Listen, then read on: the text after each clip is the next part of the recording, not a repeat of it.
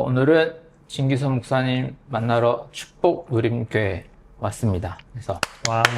환영합니다. 네, 여기는 위치가 중랑구 면목동. 면목역에서는 한 10분, 15분 사이 네. 걸어서 됐던 것 같아요.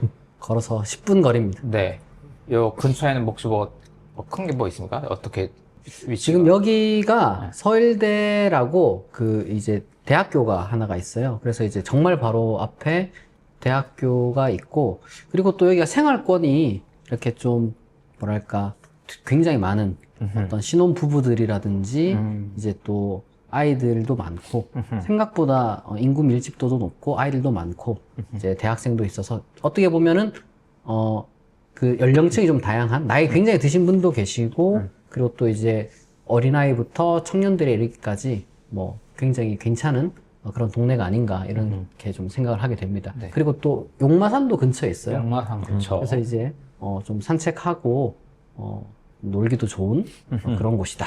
네. 좋은 곳에 자리를 잡았습니다. 네, 여기서 한 4개월 정도 지금 오프라인 교회를 시작한 지는 4개월 그렇죠. 정도 되셨고, 저희가 원래 지난달이네, 지금 6월인가 지난달이구나, 광주에서 교회 좀 협의회로 서로 소개하는 시간 갖다가 목사님 이야기가 좀 빠뜨려져가지고 한번 그냥 천천히 그냥 신학하는 과정이나 뭐 목사님만의 뭔가 있기 때문에 그거 좀 잡담을 나누는 시간으로 준비를 해보려고 하고 있고, 진규선 목사님과 함께 저희 이제 인턴으로 지금 잠깐 하고 계시는 박우섭 전도사님도 예. 같이 왔습니다. 그래서 보시면서 또 하고 싶은 얘기 편하게 나눠주시고 질문도 편하게 같이 나눠주시면 좋을 것 같아요. 그래서 그래도 혹시 뭐 우리 자주 만나지만 뭐 유튜브도 자주 나오시지만 그래도 우리 몇 명 안 되니까 조금 오늘 목사님 소개 영상이니까 소개를 조금 간단하게 해주시면 감사드리겠습니다. 네, 반갑습니다.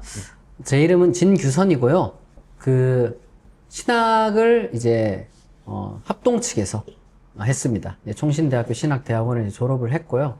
그리고 또 거기서 신앙생활도 꾸준히 해왔고, 합동 측 교회에서 신앙생활도 꾸준히 했고, 그리고 또 신학도 그렇게 공부를 꾸준히 했고, 그리고 또 이제 목사 안수도 2014년에 제가 받았고, 그렇게 되면 벌써 목사 된 지로는 횟수로는 어쨌든 12년 이렇게 이제 되는 것 같아요. 그리고 나서 이제 잠깐 해외에서 이제 조직 신학을 공부를 좀 하고 했었고, 그리고 이제 유튜브를 좀 했었어요. 네. 유튜브를 해서 진목TV라는 채널로 이제 소박하지만 그러나 제 나름대로는 굉장히 뿌듯한 성과로서 이제 한 10,000명 정도 구독자 전혀 안 현재 소박하시는 안녕. 이렇게 이제 했고, 그리고 제 나름대로 이 신학을 전공하고 또 미래를 고민하는 가운데 결국에는 교회가 제일 중요한 어떤 희망이 될 수 있을 것 같다는 마음을 먹고 2026년 2월 8일에 지금 이 장소에서 개척 예배를 드렸습니다. 개척 준비 과정에 대해서는 또 너무 긴 이야기니까 잠시 여기서 생략을 하고, 그렇게 해서 지금 현재 4개월째 지나고 있고요. 다행히도 감사하게도 이제 또 함께 꾸준히 이제 참여해 주시는 성도분들이 이제 한 67분 계시고, 오프라인으로 계속 꾸준히 참석하시는 분, 그리고 꾸준히 참석은 하지 않더라도 이제 우리 교회의 어떤 든든한 기도 후원자로서 또 하시는 분들도 또 수십 명이 계시고, 그리고 돌아가면서 방문자들이 아직 많이 찾아와 주고 계십니다. 그래서 즐겁게 매주 생활하고 있어요. 네, 그렇습니다.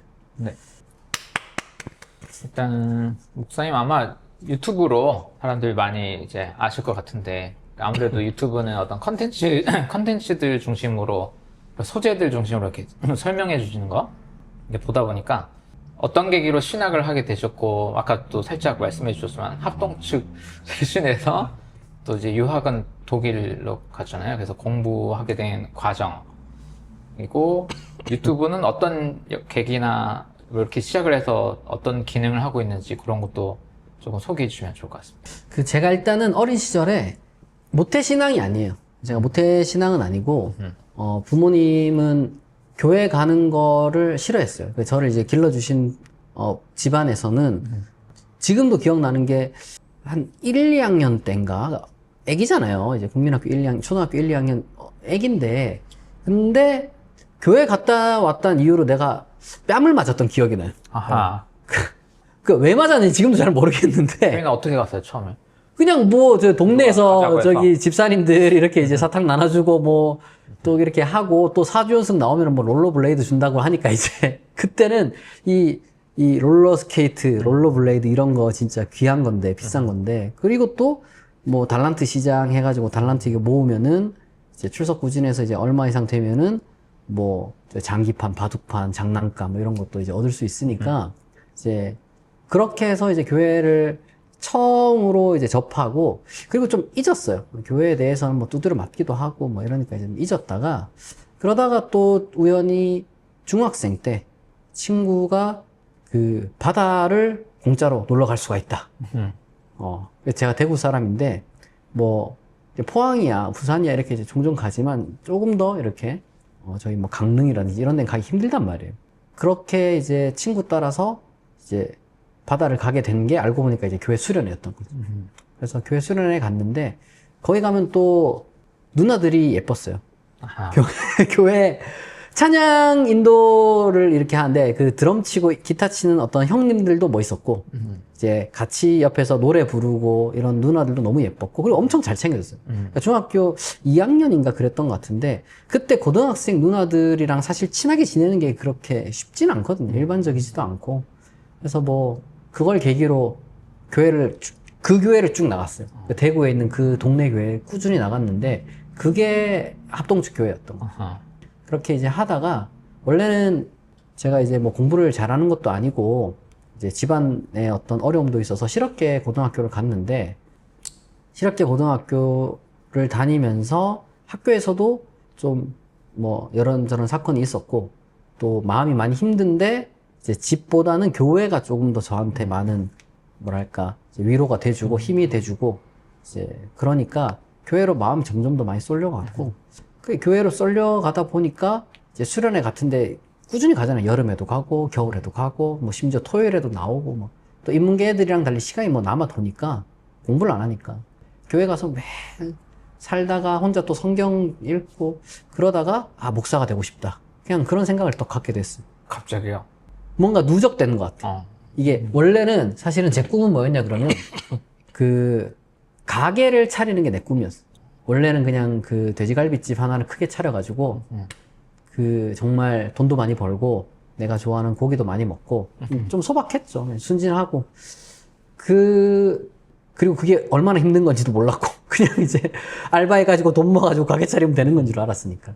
근데 그렇게 평범하게 공부랑 담쌓고 지내다가 그냥 목사님들이 멋있게 보였어요.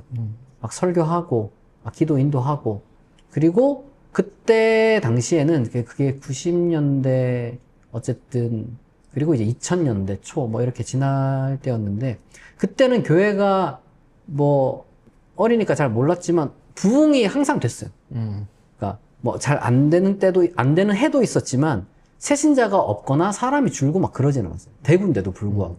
그때 제가 고향이 대구인데 대구는 교회가 2단도 안 된다 뭐 이런 이야기도 있었을 때였음에도 불구하고 교회들이 규모가 있었어요. 제가 다닌 교회는 지금 생각하면 지금 제가 그 정도 되는 규모의 교회를 개척해서 이렇게 이제 함께 이제 만들어 간다. 와, 그거는 완전 성공한 교회. 근데 그 당시 기준으로는 아직 작은 교회. 뭐 수백 명이 모여 있었음에도 불구하고 건물도 있고 그랬음에도 불구하고.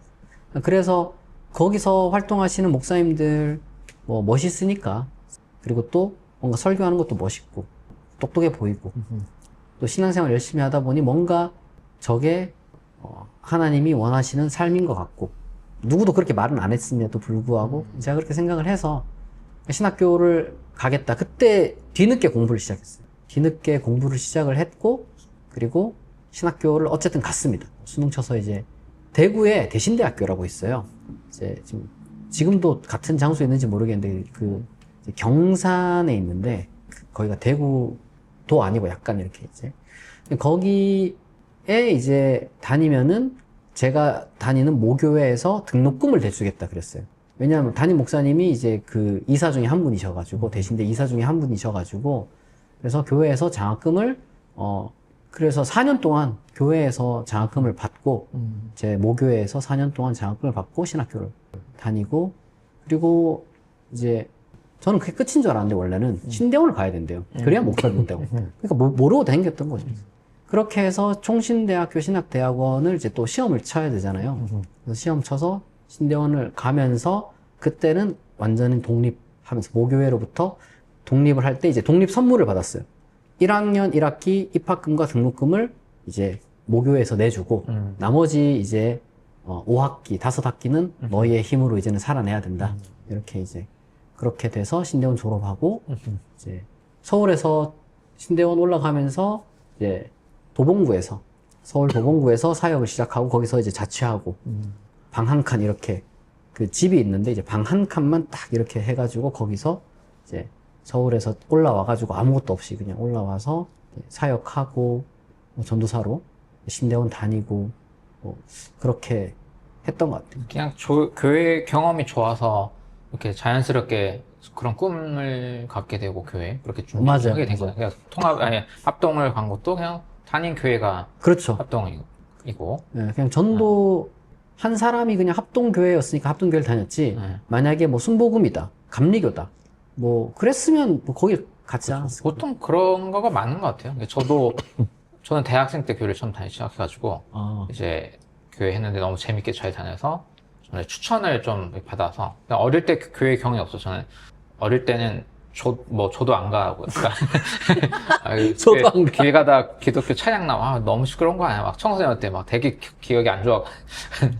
대학생 돼서 재밌게 해서 그냥 재밌게 잘 노니까 행복하게 잘 놀았고 나 교회 이런 일도 참 좋은 것 같다 해서 원래는 이제 선생님 하려고 다 이렇게 하다가 그냥 추천을 받아서 신학교를 가게 됐는데 뭘 아는 게 있어요. 그냥 통합적이고 우리 내가 처음 간 교회가 통합적이고 그치. 가면 된다. 해서 그렇게 가게 됐어요. 그래서 대다수 아무 생각 없이 그냥 맞아요. 자기 다녔던 곳으로 가는 거고 대다수 그냥 좋은 경험 때문에 맞아요. 교회에 대한 좋은 경험 그런 걸로 가는 거고. 근데 어쨌든 지금 유튜브나 뭐 하는 게 저도 그렇지만 목사님도 그러니까 뭐 진보법은 좀 애매하지만 어쨌든 한진보 컬러잖아요. 그렇죠. 그 변화 과정이 좀 있으실 것 같은데 또 저는 통합에서 소위 우리를 공격할 때 쓰는 자유주의 저도 저는 장신대 졸업하고 나서 알아서 내가 있는 모임 나 자유주의고 야 김동환 요 전도서 자유주의 어쩌고 근데 뭐 직접 이렇게 다 재밌게 잘 지내는데 어쨌든 그런 얘기를 하는데 합동이면 장로교 안에서도 저희 통합보다도 조금 더 보수적일 그렇죠. 테니까 아마 여러 뭐가 있었을 것 같은데 과정들이. 그러니까 이제 그러니까 대신대학교 다닐 때는 그렇게까지 잘 몰랐는데 근데 이제 어쨌든 그 지방에서 신학교를 가는 거는 그 수능 공부 같은 거를 막 그렇게 뭐 엄격하게 요구하지 않거든요. 조금만 하면 이제 누구나 이제 갈 수 있었고 그래서 근데 뒤늦게 약간 부채의식 같은 게 있어가지고 내가 공부를 좀 해야겠다. 그러니까 원래는 이제 고등학생 때 공부하고 뭐 이렇게 대학생 때는 약간 좀 뭐 아닌가 뭐 꾸준히 잘하는 친구들은 계속 잘하나 하여튼 그런데 저는 부채의식이 좀 있었어요. 그래도 내가 목사고 신학교를 왔으니까 지금부터라도 부족한 걸 내가 채워야겠다. 이런 생각을 해서 근데 학점 관리는 거의 안 했고 약간 제 성격이 그래서 그런가 그냥 어떤 과목이 있으면 그 과목과 관련된 그 실라버스가 나오잖아요. 그러면 이제 그 실라버스에 관련된 책들을 좀 내가 다 읽어보겠다. 약간 그런 마음으로 책을 열심히 좀 읽었던 것 같아요. 신학책. 근데 신학책을 아무것도 모르니까 이제 어릴 때부터 뭔가 교리나 이제 설교나 이런 거에 대해서 뭔가 집안에서 교육받고 뭐 이런 좀 모범적인 신앙생활을 했다면은 제 나름대로 정리가 된 게 있었을 텐데 그런 게 없었어요. 지금도 기억나는 게 그 신학교 20살들, 21살들 이렇게 기숙사에서 얘기를 하다 보면 굉장히 똑똑한 목사님 아들이 한둘씩 꼭 있어요. 걔는 성경도 막 다 알고 교리도 다 알고 성경 구절에는 해석도 다 알고 있어. 물어보면 다 알아. 대단한 애가 있어요. 지금도 기억나. 어쨌든 그 걔를 보면서 뭐 대단하다 생각이 드는데 나는 성경에 그런 구절이 있는지도 몰랐고 이제 그렇게 해석해야 되는지도 몰랐어요. 그러다가 책을 이제 읽기 시작을 했는데 이게 책이라는 게 참 오묘한 게 뭐 그냥 읽다 보면은 이제 내 생각을 많이 저절로 잘 바꿔 놓더라고요. 그래서 이제 내가 예전에 이렇게 생각했는데 이런 거구나. 그러니까 그런 식으로 책을 읽다 보니까 교수님들이 이제 말씀하신 거나 더 나아가서 목사님들이 이제 설교하는 거랑 좀 차이가 나잖아요.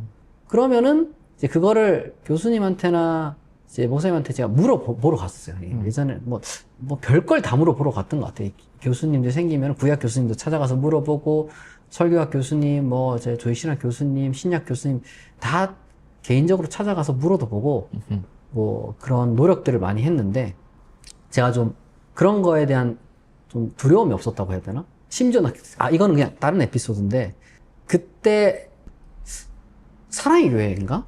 사랑의 교회에서 그 설교를 하러 한 번 왔었어요. 학교에. 설교를 하러 왔고, 근데 기억이 정확한지 모르겠는데, 사랑의 교회 오정현 목사가 왔나? 전명 목사도 오고, 오정현 목사도 오고, 막 우리 학교 하여튼 그런 사람들이 이제 와서 돌아가면서 이제 개강 수련회 같은 거 할 때 말씀 전하고 하잖아요.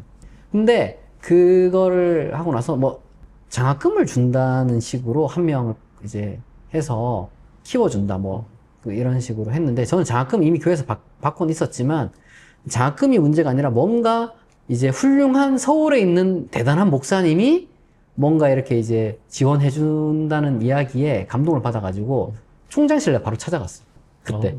예, 총장실 찾아가가지고 그때 정성구 총장이라는 분인데 그분도 하여튼 스토리가 많은데 이제 찾아가가지고 딱 하니까 와, 그때 난 비서실이라는 게 있구나. 그래 처음 알았어요. 그러니까 비서가 왜 왔니? 그래서 총장님 만나러 왔습니다. 그러니까 약속을 하셨어요. 약속하고 와야 돼요? 모르니까 아무것도. 그래서 가가지고, 근데 이제 총장님 마침 안에 계셨고 시간이 좀 있었나 봐요. 좀 들어오라고 해라. 해서, 누구냐? 이제 몇 학년, 누굽니다. 왜 왔냐? 그때 그 개강 수련회 때 설교하신 목사님도 말씀하셨고, 총장님도 그때 광고 때 잠깐 말씀하셨는데, 내가 그 공부 열심히 해가지고, 그렇게 좀 받고 싶습니다. 이렇게 내가 얘기를 했어요. 그래? 그러면은 자네는 잘하는 게 뭐야? 이러더라고. 그래서 제가 싸움을 좀 할 줄 압니다. 쌍절곤도 좀 돌리는데 보여드릴까? 막 이랬던 거야. 근데 지금 시간이 지나서 보니까 그런 걸 물었던 건 아닌 것 같은데, 어쨌든 그렇게 하고 나니까 그분이 막 웃으면서 그거는 됐고, 이제 알겠다 되면 이제 자기 총장실에서 이제 책 2억 원을 이렇게 꺼내가지고 주더라고요. 그 책이 이제 그 정성구 총장이라는 분이 칼빈주의 이렇게 한 분인데, 그 칼빈주의에 대해서 그때 총장님한테 책을 받고, 칼빈주의가 제일 중요하다는 식으로 총장님이 그때 말씀을 하신 거예요. 그래서 칼빈주의 관련된 책, 칼빈에 관한 책 읽다 보니까 조직신학 관련된 책을 엄청 보잖아요. 그 순서를 따라가게 되는 거지. 처음에는 칼빈의 기독교 강요도 보고, 그 다음에 칼빈주의 관련된 헤르만 바빙크라든지 책이 몇 권 없었어요, 그때. 번역서도 이상했고. 그렇게 하다 보니까 조직신학 책을 이제 계속 읽다 보니, 조직신학 책이라는 게 꼬리에 꼬리를 물다 보면 결국에는 이제 바르트도 가게 되고, 그때는 바르트 교회학이 우리말로 번역이 다 안 됐을 때였어. 번역이 갓되고 있을 때였나? 그런 상황에서 영어로는 번역이 다 됐대요. 그래서 영어를 좀 더 공부를 하기 시작했고, 영어를 공부하다 보니까 읽을 수 있는 책이 또 늘어나잖아요. 그래서 신학책을 이제 계속 읽는데, 지금도 기억나는 게, 뒤에서 내가 이렇게, 칼 바르트 이제 처치 도그매틱스 해가지고 이렇게 제프로 블로밀린가 이제 그 사람이 번역한 건데, 이제 보고 있는데 어려워요. 번역도 어렵고, 원래 말도 어렵고, 힘들어가지고 보고 있는데, 두껍고. 근데 이제 어떤 교수님이, 조직신학 교수님이 이제, 그건 신대원이구나. 신대원에 가서, 그런 식으로 해서 독서에 좀, 맛을 들였고, 총신 신대원 가가지고 여전히 독서를 그런 식으로 했어요. 수업은 잘 안 듣고. 근데 이제 조직신학 공부를 좀 이렇게 빠져서 막 하는데 어떤 교수님이 들어오시면서, 전도사님, 영어로 된 책을 원서를 보시냐고 하면서 되게 기특해 하시는 거예요. 예, 하면서 책 한번 봅시다. 책 딱 보니까 칼 바르트 책인 거예요. 그러니까 이제, 그다음부터 별말 없고 그냥 수업을 딱 시작하는데, 수업 시작하자마자 우리는 이제 수업 시작할 때 찬송 부르고 기도하고 이러거든요. 우리는 그래요. 딴 신학교는 안 그래요? 케바케인가? 수업 때는 안 그러긴 하죠. 진짜? 우리 총신은 특별한 예외가 아니면은 거의 다 기도 당연히 하고 찬송 부르는 분들이 이제 간간히 있고, 당연해 우리는. 당연히 수업 시작 전에 기도하고 수업 끝나기 전에도 기도하고. 생각도 못 해본. 기도하고 수업을 하는 경우는 있었고. 종강할 때 정도? 진짜? 보수적인 교수님들이 이제. 우리는 당연했어요. 근데 이제 기도 끝나고 나서, 그러니까 기도하면 또 약간 소위 말해서 그 학문적인 어떤 그런 정서보다는 영적인 정서가 올라오시는데 우리 학교에 칼바르트 있는 학생들도 있는 것 같다. 나잖아. 금방 나를 보고 얘기했는데 아. 그럴 거면 장신까지 왜 왔냐고 이러는 거야. 그럼 난 모르고 왔는데 그것도. 그렇죠. 근데 그때 빈도가 좀 상했어요. 그러면은 그리고 몰랐는데 우리 학교가 조시나 교수들이 힘을 합쳐가지고 칼바르트 욕을 엄청 하고 있었더라고요. 교과서들이 다 일단은 바르트 욕하고 봤어. 바르트 불트만은 공공의 적이었거든. 특히 바르트. 막 몰트만은 관심도 없어. 몰트만 뭐 관심, 무조건 바르트. 바르트가 엄청난 적이었어요. 그래서 오기가 생겼지 오히려. 그래서 막 조직신학 뭐 검색해가지고 협회 같은 거 있을 거 아니에요. 뭐 조직신학 뭐 이렇게 세미나도 있고 하니까 학회도 있고 하니까 거기 들어가가지고 이제 바르트에 관해서 듣기도 하고 질문하기도 하고 또 이제 개인적으로 바르트 교회학 뭐 한글로든 영어로든 뭐 사서 보기도 하고. 근데 이러다 보니까 그럼 그 다음은 답답하니까 그 다음은 이러다 보니까 스펙트럼이 조금씩 원치 않게 넓어지긴 했어요. 그래서 신대원 졸업을 하고 나서 제가 이제 뭐 결혼하고 뭐 이것저것 일을 하다가 이제 CLC라는 곳에 근무를 하게 됐거든요. 기독교 출판사, 기독교 문서 선교회라는 신학 전문 출판사인데 이제 거기 있다 보면은 원튼 원치 않든 또 책을 많이 보게 돼요. 근데 보수적인 책들이 꽤 많았고 이제 보수적인 책들이 꽤 많았지만 중간중간에 어쨌든 또 학문적인 책들을 많이 다루니까 다른 이견들을 또 이렇게 나열하는 교과서도 많았고. 그럼 이제 난 근무지에서는 책을 편집을 하지만 거기에 나온 것 중에 몇 개를 또 메모해가지고 이제 교보문고나 이제 한글로 된 거는 한글로 사고. 지금은 없어졌는데 라비블이라는 데가 있었어요. 문 닫은 지 이제 몇 년 된 것 같은데 그 라비블이라는 데 가면은 신학 원서를 오프라인에서 살 수 있는 거기가 있었거든요. 지금은 없어졌지. 그러니까 뭐 이사를 여러 군데 하다가 그 법원 앞에 이렇게 이제 있었다가 그리고 제가 알기로는 이제는 그게 없어진 걸로 아는데 참 아쉬운 것 같아요. 거기 가서 신학 원서를 이렇게 좀 사서 또 이제 빨리 볼 수 있으니까 그때는 전자책도 없고 이제 막 아마존 결제 같은 것도 익숙지가 않았으니까 그게 전부 다였는데 그러다 보니까 아 내가 아는 게 전부가 아니구나라는 확신을 갖게 됐어요. 그러니까 적어도 내가 아는 게 틀렸다 이까지는 아닌데 내가 총신에서 배운 게 전부 다는 아니고 칼 바르트도 악마가 아닌 것 같고 그리고 칼 바르트에 대한 소위 말해서 왜곡된 비판도 되게 많았던 것 같고 어쨌든 그러면서 이제 독서 덕분에 그리고 약간 좀 그런 억압적인 그 총신의 분위기에 대한 어떤 반발심이라고 해야 되나? 이제 그렇게 하다 보니까 대화 상대도 많이 넓어지고 또 페이스북이라는 게 생기니까 정말 오프라인에서 못 만나는 다양한 입장들을 만나게 됐거든요. 페이스북 활동하게 되면서. 그래서 어마무시하게 생각을 좀 바꿀 수 있었던 그런 계기들을 제가 이제 여러 번 갖게 된 것 같아요.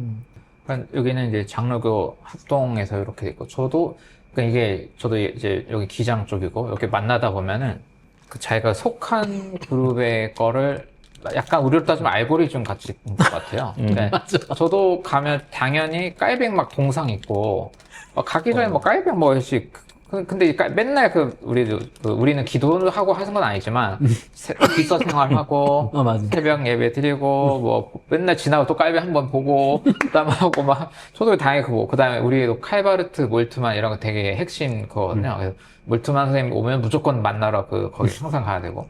근데 조금 더 우리 입장에서는 조금 전통에서 중심이 이제 바르트 물론 더 보수도 있지만 그 몰트만 조금 자유롭게 해서 막 우리 안에 서로 안 좋아하고 근데 이제 신학을 별개로 이제 권력 만들어서 교수 간에 뭐 그런 게 있지만 하여튼 근데 이게 진짜 웃긴 게 그 몇 년 사이에 거기서 먹고 자고 막 하면 저도 어느 때는 몰트만 주의자였다가 어느 때는 맞아. 바르트 주의자가 돼서 저도 이제 바르트 원서들 사모으는 게 취미가 되고 그다음에 여기 막 하고 그다음에 이걸로 정리가 돼서 그 바르트라는 게 이게 처음으로 있겠지만 칼바르트가 약간 우리 장로교로 따지면 약간 이게 합동에서 좀 안 좋아할 수 있겠구나. 그러니까 그래도 개신교 한 중간급은 그렇죠. 되는 그렇죠. 중요한 그런 정말 중요한 사람인데 지금은 이제 저도 좀 재미없다고 느꼈지만 어쨌든 중요한 기준 개신교를 좀 근현대적으로 어떻게 할까? 보통 거기 라벨링이 신정통주의 이런 언어가 그렇죠. 들어가죠. 그래서 배워볼 만한 거긴 한데 사실 이게 절대적인 건 아니거든요. 몰트만도 그렇고 뭣도 맞아요. 그렇고 그런데 이제 마치 그게 아니면 다 악마처럼 하는 분위기가 참 문제고 어떤 그 그라운드에서 자기 취향이 만들어지고 근데 이게 종교로 들어가면 약간 그 마녀 사냥하듯이 바르티안의 기준에서는 요거는 요쪽을 너무 보적이라서 악마 맞아. 이쪽은 너무 진보적이라서 악마 이제 몰트만이 기준이면 이제 몰트만 기준으로 바르트 이하 밑에는 또 문제 여기서부터는 또 이게 기장은 또 기준이 있겠죠 민주신학 뭐든 하면 또 그러니까 이게 약간 취향이 만들어지는 게 좀 자연스러운 거긴 한데 근데 이게 종교라는 게 들어갈 때 그렇죠. 약간 배타적인 라벨링이 붙는 게 좀 문제가 있는 것 같아요. 근데 저는 이런 과정을 이제 교회에 약간 상처를 입고 교회 조직 문화의 문제를 보고 나서 나온 다음에 코로나 때 제가 그냥 이렇게 막 여기 요즘 얘기를 접하고 또 상처도 있고 하니까 그게 눈에 들어오지. 만약에 그냥 교회 안에서 월급 받고 그냥 장로교 목사로 이렇게 계속 했으면은 그 애정이 바뀌지가 않았을 것 같거든요. 바르티나 뭐 내가 배우는 거기에 그 추종하고 맞아, 싶은 맞아. 마음이 그런 네. 그러니까 그 추종하려는 욕구가 그냥 좀 있나 봐. 약간 그 자기 그 울타리 안에서 유명한 사람 누가 있으면은 교수든 학자든 그게 깨치기가 참 쉽지가 않아. 약간 이 뭐랄까 사상을 완성한 그 사람들이 있잖아요. 뭐 바르트도 뭐 자기가 완결 안 체계가 내고 있죠. 죽었다고는 하지만 어쨌든 그 사람이 이루어낸 게 너무 어마무시하니까 한 사람이 어떤 이 거대 주제에 대해서 체계를 만들었다는 건 뭐 요즘 말로 비유하자면은 엄청난 그 몇 부작짜리 드라마를 만들어낸 거랑 똑같은 거거든요. 그러니까 왜 그런 사람들 있잖아요. 뭐 셜록 홈즈 보는 사람들을 뭐 셜록키언이라고 뭐 하기도 하고 그리고 또 그 톨킨의 반지의 제왕 또 파는 사람들은 그거를 엄청 또 이제 뭐 파기도 하고 그런 것처럼 좀 빠질 수 있는 매력이 이제 있는 건 당연하다. 철학도 마찬가지예요. 철학도 너 뭐 전공했냐? 뭐 칸트 전공했냐? 플라톤 전공했냐? 하이데거 전공했냐? 뭐 아니면 최근에 뭐죠? 그 뭐 들레즈니 뭐 데리다니 그 뭐 쇼펜하우어 뭐 이렇게 누구를 전공했느냐에 따라서 막 서로 또 막 프랑스 철학, 뭐 영국 철학, 뭐 독일 철학 서로 막 또 뭐 동양 철학, 뭐 한국 철학 그러니까 그런 사람들끼리의 어떤 그 알게 모르는 뭐랄까 갇혀 있음. 네. 뭐 이해는 하는데 전문성이다 뭐 이해는 한다라고 생각을 하지만 종교가 들어가게 되면 이거는 그냥 네가 뭐 나보다 못하다 내가 너보다 낫다 이 정도가 아니라 너는 틀렸다 너는 악마다 거의 이렇게 가니까 그런 식으로 또 설교도 많이 하는 것 같고 그러니까 가르치는 교수들이 그런 태도가 뭐 아까 보고 아 이제 책 보고 우리 학교의 바르트주의자 이런 식으로 돼버리니까 그 태도가 전염되는 것 같아요. 학생들도 그걸 그렇죠. 따르다 보면은 맞아요 전 그거를 수업 시간에 이제 기도를 하면서 그런 얘기를 했다는 게 굉장한 문화 충격으로 와가지고 기도를 했다는 게 문화 충격이라기보다는 이제 교수가 얘기했던 것도 문화 충격이긴 한데 그거를 막 그러니까 수업 시간에 차라리 그냥 말로 이야기하는 거면은 그냥 얘 학문 그런 거에 대한 이야기를 하는 건데 그걸 수업 시간에 기도를 하면서 그런 얘기를 하는 거는 얘는 신앙적으로 글러먹었다 약간 그런 얘기잖아요 거의. 맞아요 그게 섞여 있죠 섞여 있죠. 그러니까 어떤 느낌이냐 그러면 진리를 지금 왜곡하는 신학자의 글을 이제 읽음으로써 지금 너는 이대로 설교 현장에 갔다가는 이 소위 말해서 거짓된 어떤 것들을 퍼뜨리게 되는 소위 말해서 바이러스 같은 존재가 된다. 거의 그런 단어는 그렇게 쓰지는 않았지만 사실 분위기라든지 뉘앙스는 다 그랬어요. 뭐 심지어 근데 웃긴 거는 총신 이야기를 좀 더 하자면 제가 다닐 때 총신 이야기랑 그다음에 그 이전 세대 제 선배들이 이제 했던 이야기들 좀 들어보면 그 총신 내에서 그 성서학자들이랑 조직신학자들 사이에서 좀 갈등이 있었어요. 그래서 뭐 정치적인 문제가 뭐 한 90이었을 텐데 명분을 정치적으로 내세우면 그거 뭐 누가 동조해요 신학교에서는. 그러니까 외부적으로 볼 때도 보기 안 좋고 그래서 명분으로 내세우는 게 신학적인 견해 차이인데 그러니까 조직 신학자들이 힘이 있었을 때, 지금이야 뭐 거의 성서학자들이 이제 좀 꽉 잡고 있는 모양새지만, 뭐, 근데 조직 신학자들이 좀 힘이 좀 많이 있었을 때, 성서학자들이 이제 유럽에서 아니면은 뭐 미국에서 공부하고 오신 분들 중에 소위 말해서 이 성경 무호설이라든지 문자적 해석에 조금 반하는, 그러니까 소위 말해서 예를 들면은 그 문예 비평, 뭐 혹은 문학 비평 같은 것을 이제 해석할 때 특히 구약 같은 걸 적용을 해야 된단 말이에요. 그러니까 이건 역사적 사실을 기록한 게 아니라 어떤 그 문학적인 표현이다라고 이제 성서학자들이 이제 성서학 교수들이 이야기를 하게 되면 조직 신학자들이 우리 그 뭐 장신대도 있고 뭐 한신대도 다 있겠지만 우리는 신학 진함이라는 게 있는데 우리 학술 교내 학술이죠. 그거를 통해서 서로 막 뭐라 하는 거야. 성경이 소설이란 얘기야? 뭐 이렇게 이제 쓰는 거죠. 그러면 이제 성경이 소설이라는 얘기라기보다는 소설적으로 표현했다는 겁니다. 그게 소설이라는 얘기네. 뭐 이렇게 이제 해가지고 심지어 어떤 분들은 쫓겨나기도 했었어요. 쫓겨났다가 다시 이제 복직하기도 하고. 그러니까 이런 과정을 보게 되면은 뭐 어쨌거나 쫓겨났다가 다시 들어온 사람들 이야기보다는 견고하게 선 사람들 이야기를 더 들을 수밖에 없죠. 그게 권력이 두려워서라기보다는 그게 더 맞는 것 같아서, 그게 더 진리를 지키는 길인 것 같아서. 그러니까 그런 식의 태도가 말씀하신 것처럼 교수 통해서 교수가 그렇게 너희도 이렇게 해야 돼 라고 말은 하지 않지만 본인이 온몸으로 그렇게 보여주니까 이제 뭐 신대원 오는 사람들 사회 경험 있다고 해도 대다수가 신학적인 어떤 차원에서는 다 초보들인데 뭐 그런 태도에 영향을 안 받을 수가 없는 것 같아요. 이 부분이 사실 모든 신학교의 근원적인 문제랑 직결되는 것 같아요. 그러니까 이렇게 신학을 안 하신 분들에게 좀 소개드리면 이게 우리가 시스테믹 시올로지라는 언어로 조직 신학을 한다는 게 뭐 소위 구원이 뭐냐, 뭐 예수는 어떠냐, 신은 어떠냐 이런 거를 한 줄기로 꿰는, 사실 신학이 굉장히 중요한 시스템 체계를 만드는 신학이면 성사학은 뭐 그런 오랜 논의들보다는 그쵸. 최근의 데이터를 가지고 맞아요. 이제 이걸 성서라는 고대 문헌 이거를 어떻게 분석하면 접근하면 좋을까 하는 건데, 여기는 좀 업데이트가 빠른데 여기는 워낙 옛날부터 오던 담론들, 교부들 이것도 소중하니까 당연히 그런데 업데이트가 쉽진 않은 거예요. 왜냐면 교파라는 게 만들어지고 무슨 주의 무슨 주의 이게 있기 때문에, 그리고 이단 논쟁이라는 게 이렇게 만들어지는 게 좀 있다 보니까. 근데 성서가 이게 대화를 하면서 예를 들어서 뭐 아담 논쟁, 뭐 전적 깔병만 해도 전적 타락설이니 뭐니 하면 뭐 우리 창세기 가지고 아담 하와부터 선악과부터, 그러니까 이게 옛날 고대인들은 다 문자주의적 해석을 한 건 아니지만 아담 하와는 의외로 문자적 해석 좀 많았잖아요, 교부들이. 그쵸. 그냥 수천 년 된 사람은 그럴 수 있어. 그리고 그걸 토대로 교리가 또 1000년 막 이렇게 갈 수도 있어.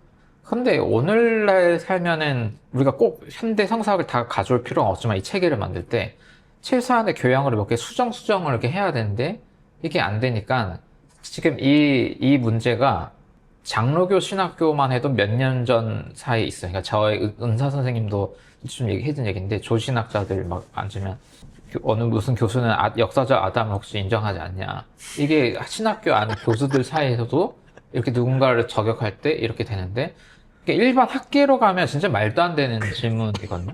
근데 이 검열이 장로교라는 곳에는 합동기도 통합이도 다 있고, 교회는 이게 더 심한 거야. 이게 빨리빨리 업데이트가 돼서 막 소설적이라고 하든 문해적이라고 하든 뭐 어쨌든 고대의 글쓰기 방식을 우리가 이해했으면 그 선에서 우리가 다시 이걸 어떻게 종교 경전으로 다시 의미화해서 이걸 다시 할 수 있을까를 고민하면 되는데, 이게 게으른 건지 권력의 문제인지 이게 안 되니까 항상 쳐내고, 누구를 공격할 때 항상 요 옛날에 고대 문헌의 옛날 읽기 방식으로 요 구절을 보니까 동성애 문제네, 요가 문제네, 뭐 문제네, 이게 무한반복 계속되는 현상이 일어나는 거죠.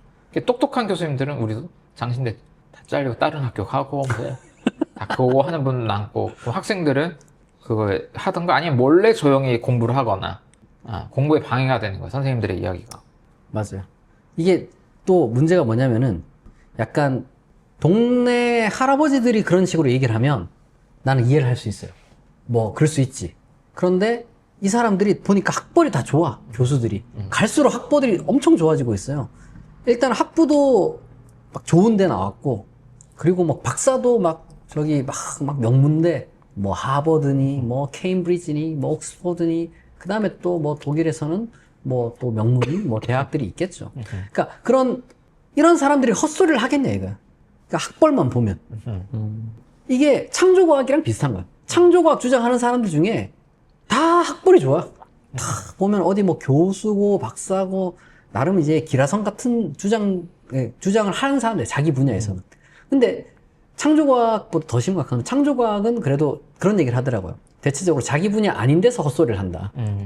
뭐 예를 들면 수학과가 뭐 생물학 얘기하고 뭐 재료공학과가 또 무슨 뭐 이제 천체 물리학 이야기하고 막 이런 얘기를 한다는 거예요, 쉽게 말해서. 근데 신학과는 이 일반인들이 봤을 때는 어쨌든 신학과 아니냐. 그리고 성서학 전공을 했대. 조직신학 전공을 했대. 그러면 이 사람들의 권위를 이겨낼 만한 게 사실은 학생 입장에서 있을 수가 없잖아요. 기껏해야 그럼 다른 학교 교수 데려오는 건데, 그러면 그 사람이나 나나 그냥 다른 거야. 내가 맞아. 이렇게 해버리면 권위 싸움에서는 사실 이길 수가 없어요. 게다가 뭐 평신도는 더 신학 교수 대 유튜버 뭐 이런 비교가 안 되거든 사실. 그래서 이런 좀 저는 신학 교수들이 정말 책임이 좀 크고, 그리고 또 동시에 뭔가 평신도들의 그 힘도 사실은 무시 못한다. 왜냐하면 학교가 굴러가는 게 뭐 등록금 때문도 있지만 교회가 이렇게 밀어주는 것도 크기 때문에, 그럼 그 교회에 힘 있는 목사들이나 아니면은 장로들이나 이런 소위 이사들이 가지고 있는 신학이 뭐냐, 너무 중요하거든요. 그리고 그 사람들이 신학에 또 안 중요할 수도 있는 게, 그 사람들이 몸담고 있는 교회 평신도들의 대중적인 어떤 일반적인 그 신앙 표현이 무엇이냐, 또 그거 심기 안 건드려야 되고, 굉장히 복잡하게 엮여있고 이게 내려와 있는 상태이기 때문에 이거를 이제 뭐 아까 역사적 아담 얘기를 했지만, 사실 제가 엊그저께 영상을 하나 올린 게 있어요. 유신 진화론, 뭐 창조과학, 지적 설계, 그 다음에 최근에 있었던 그 성결교단에서 이제 유신 진화론을 2단으로 이렇게 선포한 그것과 관련돼서 이제 제가 좀 생각하는 것들을 간단하게 나누었는데, 이게 일반인들 입장에서는 이게 무슨 의미 없는 논쟁을 이렇게까지 하고 있느냐라고 보이지만, 기독교 내에 있는 대다수 한국교회 사람들한테는 이게 너무 중요한 문제. 막 뿌리부터 흔들릴 수 있고, 구원이 흔들릴 수 있고, 성경이 흔들릴 수 있고, 결국에는 기독교가 사라지게 되는 것 아니냐? 이거를 양보하게 되면. 그러니까 이러한 가스라이팅이 제가 봤을 때는 뭐 좀 견고하게 자리 잡고 있지 않나. 교회가 다 엮여 있는 것 같아요, 그렇게. 근데 어쨌든 목사님은 그런 보수 이런 거 가서 복음주의라는 정체성을 가졌던 적이 있는지 모르겠습니다. 저는 대학생 때는 기독교 동아리 IBF 하면서 저희 이제 구원 받았다, 뭐 영접, 그런 복음주의 시스템이라는 거가 20대 처음 시장할 때 좀 중요했던 경험이고, 제 친구들도 뭐 그렇게 하는 애들 만나는데, 이제 지금은 제가 어떻게 명명되긴 애매해요. 뭐 굳이 누가 붙이면 맞아. 이것도 아닌 사람은 그냥 자유주의 라벨링에 다 붙여요. 맞아. 저는 그렇기보다는 그냥 세계 학교에서 하는 얘기가 뭐고, 교양으로. 그치. 뭐 한국 사람들 좀 이상한 그런 얘기들 말고, 거기서 조금 여러 분과 소통하면서 좀 하고 싶은 얘기들을 이제 좀 큐레이팅해서 소개하는 걸 한데, 뭐 그거를 긍정적 의미로 자유주의라고 하면 뭐 할 말 없고, 저는 현대신학이라는 게 좀 어울린다고 생각하는데, 어쨌든 복음주의라는 그런 옛날 정체성 가진 시간도 있었는지 궁금하고, 지금은 어쨌든 교회도 그런 어떤 틀에 있는 건 아니잖아요. 목사님 신학도 그렇고. 이제 이런 담론을 만드는데 어떤 일부터 어떻게 하면 좋을까? 그리고 가능성이 있을까? 그리고 이런 목회나 이런 건 또 어떤 고민을 같이 하면서 하고 계신지. 왜냐면 이걸 교회로 하는 건 좀 다른 문제니까. 그쵸. 어떤 고민을 하고 계신지 궁금합니다. 일단은 총신 내에서는 복음주의자라는 게 좋은 어떤 레이블링이 아니에요. 오히려 우리는 개혁주의자 내지는 칼빈주의자가 훨씬 더 정통성 있는 표현이에요.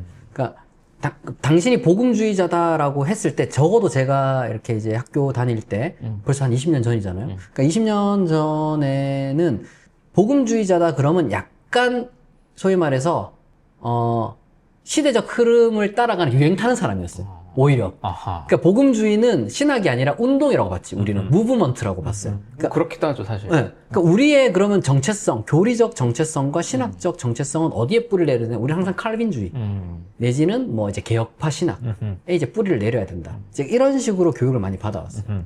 그래서 항상 칼빈의 기독교 강요라든지 뭐 헤르만 바빙크라든지 그리고 또 이제 기독교 세계관 같은 경우도 복음주의적으로 교육을 하는 게 아니라 방금 말씀드린 것처럼 아브라함 카이퍼라든지 아니면은 조금 더 이제 세련된 이야기를 하고 싶은 프란시스 셰퍼 같은 사람으로 이렇게 공부를 하거나 좀 약간 비관적인 사람들은 뭐 자크 엘를 이렇게 이제 뭐 공부를 하긴 했는데 그 사람들이 개혁주의자는 아니지만 적어도 굉장히 보수적이고 엄격한 차원에서 좀 문화적인 어떤 트렌드를 따라간다기보다 항상 문화를 비평하고 비판하고 분석하고 선악 잣대로 나쁜 게 많다고 사실 전제하고 뭔가 이제 접근하는 거죠. 우리 때는 가요도 들으면 안 됐어요. 그래서 비틀즈는 예수 믿는 칼빈주의자가 들으면 안 되는 음악 같은 거지. 이야. 락이라서요? 락이라서도 그렇고 가사가 좀. 그냥 뭐 가사라든지 뭐 하나님 없는 복음 없는 평화를 말한다. 이런 것도 마음에 안 드는 거야. 이매진 같은 거, 존 레넌의 어떤 그런 것도 이게 그들이 추구하는 어떤 세상이 아름다워 보일수록 더 위험한 거예요. 그러니까 인권 얘기도 잠깐 나왔는데, 그러니까 우리가 이제 칼빈주의적인 어떤 접근 방식을 이제 항상 채택하는 이유는 칼빈주의적인 어떤 세계관이라고 해야 되나? 이제 이런 것들의 이제 기초가 이제 아브라함 카이퍼라는 네덜란드 그 수상을 통해서 이렇게 좀 많이 이렇게 우리에게 알려졌어요. 근데 이제 그 사람이 이제 제일 경계했던 게 프랑스 혁명이거든요. 프랑스 혁명 같은 경우는 이제 뭐 주도 없고, 뭐 왕도 없고, 그리고 신도 없다. 이런 어떤 무신론적이면서도 자유적이면서도 이제 박애적이면서도, 그러니까 자유와 박애가 잘못된 게 아니라 신 없는 자유와 박애는 잘못된 문화다. 그러니까 이런 식으로 접근을 많이 했죠. 근데 복음주의는 거기에 대한 비판 의식이 부족했다. 이제 이런 식으로 우리는 항상 접근을 해서 엄청 엄격한 칼빈주의 그래서 실제로 부흥 집회나 부흥되는 것 자체에 대해서도 사실 논쟁이 되게 많았어요. 무슨 말이냐면 부흥이라는 게 하나님의 뜻에 어울리는 것이냐. 왜냐면 우린 칼빈주의 예정론에 따르면은 부흥 집회를 하면 안 돼. 인위적인 거야. 그래서 미국에서 그 대각성 운동 했을 때 조나단 에드워즈를 좋아하는 목사님들도 있었지만 엄격한 그 칼빈주의자들 웨스트민스터 신앙고백서를 중요시하는 사람들은 부흥 집회 자체가 다 죄악된 거였어. 감히 인간의 방식으로. 그러니까 부흥 집회 한다는 거는 너무 인간적인 회심이고 진짜 회심이 아닙니다. 우리가 말하는 회심은 건조하게 예수를 믿으세요. 그러면 이제 믿겠습니다. 그럼 끝이야. 더 이상 안 믿으면 끝 그냥. 예정론에 따른 거니까. 그러니까 그런 차원에서 복음주의자가 된다는 건 좀 오히려 굉장히 용기가 필요했어요. 큰 교회 목사님들이 그렇게 했던 거고 공부하는 사람들은 대다수 이제 칼빈주의에 좀 뿌리 내리려고 했고 저도 그랬어요.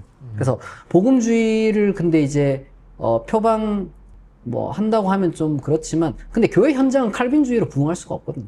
그래서 마음 한켠에는 칼빈주의에 대한 공부를 계속 이제 이어갔지만 전도사로 이제 사역하는 동안 그러려면은 행사 계속 해야 되고 인간적인 방법을 계속 동원해야 담임 목사님이 요구하는 인원을 채울 수가 있어요. 제가 사역할 때 매주 인원 체크를 했거든요. 그러니까 지난주에 예를 들면 30명이 왔어. 근데 이번 주에 29명이 와. 그럼 바로 조인트 까이는 거예요. 그러니까 전화했냐부터 시작해가지고 그러다가 이제 35명 왔어. 그러다가 또 50명 왔어. 그러다가 또 30명 많이 왔다 갔다 하잖아요. 내 마음대로 되는 게 아닌데. 1년 지나서 이제 성과를 봐가지고 그 성과에 따라서 엄청 또 혼나기도 하고 그러려면 어쨌든 나는 복음주의자가 된다는 건 사실은 별로 그렇게 대단한 게 아니라 그냥 유행 트렌드 잘 따라가는 목사가 된다는 이야기였어요. 우리 때는. 그러니까 신학적으로는 칼빈주의자였죠. 그러다가 저는 아까도 말씀드린 것처럼 그래서 복음주의에 대한 미련이 크게 없는 부분이 좀 있는 게 제가 봤을 때 복음주의는 신학적으로 굉장히 체계적으로 엄격한 사람들이 아니라 세련된 담론을 잘하는 똑똑한 사람들이 하는 거였어요. 그래서 이제 복음주의에 대한 미련이 크게 없고 그리고 이제 그런 복음주의에 대해서 그러나 나쁘게 생각했던 적은 없었는데 언제부터 조금 좀 답답함을 느꼈냐 그러면 말씀하신 것처럼 이제 어쨌든 신학을 공부하다 보면 뭐 인터넷이 다 되니까 그러면 세계에서 무슨 논문이 발표됐고 뭐 그걸 다 알 수 있잖아요. 심지어 요즘 유튜브가 잘 돼가지고 예를 들면은 제가 이제 지금이야 옛날 사람이 됐지만 예전에는 바울에 관한 세관점 뭐 이런 것들이 이제 지금은 뉴 퍼스펙티브가 아니라 지금 뭐 완전 뭐 올드 오브 올드 올디스트 퍼스펙티브가 됐는데 그런 어떤 그 엔티라이트 같은 사람도 유튜브 치면 엊그저께도 무슨 얘기인지 다 알 수가 있어. 개인 채널도 있잖아요. 개인 채널도 있고. 네. 그러니까 뭐 대단한 게 아니게 됐죠. 그러니까 제가 또 좋아하는 뭐 신약학자라고 해야 될까, 종교학자 이제 바트어만 같은 사람도 쇼츠가 매일 올라와요 거기서. 그 조교가 있는 것 같은데 여성분인데 맨날 둘이 같이 뭘 찍어요. 그래서 그러니까 지금은 그리고 그 둘뿐만 아니라 내로라 하는 신약학자들이나 조직신학자들이나 구약학자들이 유튜브를 계속 해요. 그러니까 그 사람들의 어떤 이제 글들을 계속 섭렵하다 보면 내가 칼빈주의로 머물 수 있기에는 그 사실적 논거들이 너무 부족하다는 거죠.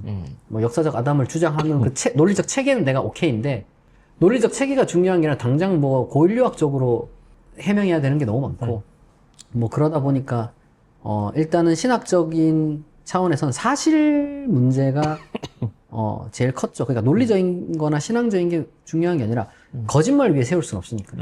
그 모래 위에 뭘 쌓으면 다 무너질 거 아니에요. 근데 내가 봤을 때는 옛날 교리적인 체계들은 다 그런 모래성 위에 쌓은 것들이다. 그러니까 사실 기반으로 해야지 뭔가 말이 되는데 예를 들면 뭐 시나리오를 쓰더라도 이렇게 팩트에 기반해서 시나리오를 써야지 그 시나리오가 왁구가 맞을 때 이게 그럴듯하다 하는데 애당초 제일 중요한 사실들이 다 구멍이 나 있는 상태에서 체계만 완벽하다? 그거는 뭐 그냥 잘 만든 소설 그 이상 그 이하도 안 되는 거죠. 그러니까 그런 고민 가운데서 그러면은 이런 사실들을 전부 다 정직하게 받아들이는 상황 속에서 기존에 이제 교회가 선포해오고 또 이렇게 좋은 방향으로 기능해왔던 것들이 유지될 수 있을까? 그러니까 두 가지 차원이 있는 거죠. 하나는 신앙이 현실 사실 기반으로 적어도 이게 바뀔 수 있겠지만 적어도 현재 우리가 관찰하고 있는 어떤 그 현실들에 어긋나지 않는 어떤 토대 위에서 신앙 체계라는 게 세워질 수 있을 것이며 이렇게 세워진 신앙 체계가 기존에 해왔던 기독교 내지는 이제 교회의 좋은 역할을 이제 계승할 수 있을 것인가 이게 이제 제 중요한 고민이 된 거고 저는 그거가 가능하다고 이제 확신하는 거죠. 그렇기 때문에 그런 주장들을 계속 하는 것이고 이제 교회도 개척을 한 거죠. 제 고민은 그래서 기능적인 차원에서 계승할 게 많다. 물론 이제 전통적인 유산들도 많이 우리가 가져야겠죠. 뭐 캐롤 같은 거를 뭐 딴 데 주기는 아깝잖아요. 그런데 그것만이 아니라 어쨌든 어떤 그 과거에 우리가 이제 물려받은 어떤 그 신앙들의 중요한 어떤 포인트들과 어떤 요소들을 다시 재결합하고 시스템화 해가지고 이제 이걸 개인과 이제 교회 공동체를 통해서 이제 구현했을 때 기존에 어떤 교회들이 기독교가 해왔던 좋은 차원에서 이제 했던 일들이 재현 가능하냐라고 했을 때 저는 가능하다고. 그래서 좀 좋았던 부분들은 가지고 오고 이제 새로 또 공부한 내용들을 잘 접목해가지고 그렇죠. 하려는 스타일이시고 저는 이렇게 종교 바깥 세계에서의 삶이 절반이라서 그 종교 원래 개신교적인 것에 뭐 어떤 미련이 있진 않다 보니까 이렇게 공부를 하다 보니까 쳐낼 게 좀 더 많아 보여서 모임은 조금은 유연한 소위 옛날 그 복음주의 제가 제 생각의 복음주의는 되게 심플한 몇 개 틀만 가지고 그냥 약간의 제도화된 교회의 저항의 옛날 뿌리는 제세례파 운동 같고 칼빈주의에게도 얻어맞았던 그 사람들에게 하다가 이제 학생 운동하고 저희도 대학교 통해서 이제 신앙생활 시작한 건데 사실 지금 생각하면 좀 엉터리 내용들이 참 많지만 어쨌든 그래도 풀뿌리 운동처럼 작게 하는 그런 스피릿은 너무 좋은 것 같고 저는 이제 복원을 하려는 건 사실은 그런 쪽이에요. 그런 카톨릭 정교의 뭐 이쪽의 큰 리추얼들보다는 제가 복음주의에서 좋았던 소모임 운동에 이렇게 같이 티타임 하면서 같이 뭐 큐티 묵상하고 막 약간 요런 그런 소모임으로 직접 만나는 그런 것들과 좀 현대적인 것들 신학 컨텐츠를 이제 융합 약간은 그쪽으로 좀 더 가는 것 같고 근데 이거는 여러 가지 형태로 할 수 있는 것 같아요. 다만 이제 하다 보니까 같은 일요일에는 뭐 목사란 말 쓰니까 약간의 애티튜드라고 할까? 그런 게 조금 바뀌는 게 있는 것 같고 옛날처럼 내가 너무 막 다 알고 있어서 이겁니다 하는 건 이것 이런 건 아니고 모든 건 확률적인 거잖아요. 이런 해석이 조금 더 좋은 확률이고 설교도 이게 무조건 내가 뭐 신의 뜻을 알아서 한다기보다는 나름 성실하게 이제 했을 때 요 정도 퀄리티면 그래도 소개시켜드리고 각자 한번 고시고보고 대화하기 정도의 이야기. 그 정도로 뭔가 의미가 재구성되고 어떤 태도에 있어서 조금 그런 게 되고 설령 우리가 체계를 만든다고 할더라도 항상 잠정적 체계지.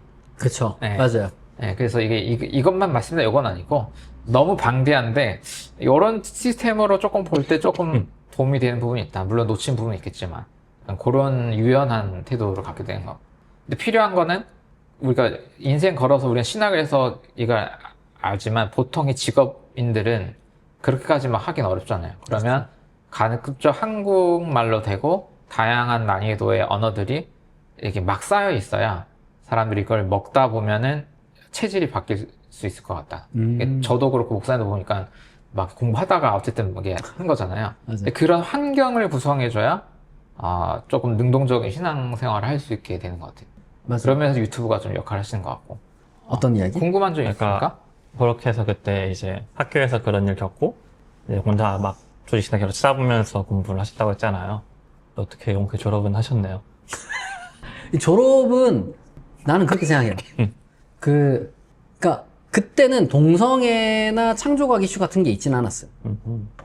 다만 그러니까 어지간하면 그러니까 졸업을 안 한다는 개념은 없었던 거예요.